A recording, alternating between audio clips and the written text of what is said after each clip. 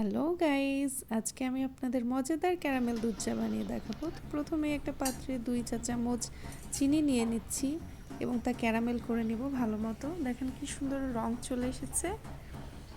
ভালো মতো কালার চলে আসলে এতে আমরা 1 কাপ গরুর দুধ দেব।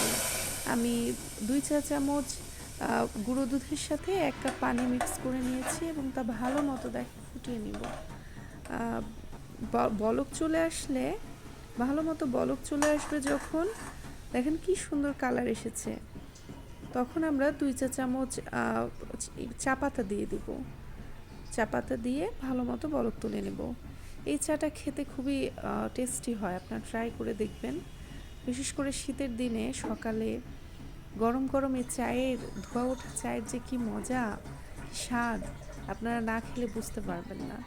তো ভালো মতো এতো ফুটিয়ে ছেঁকে নিচ্ছি। দেখুন চায়ের কালারটা কত সুন্দর এসেছে।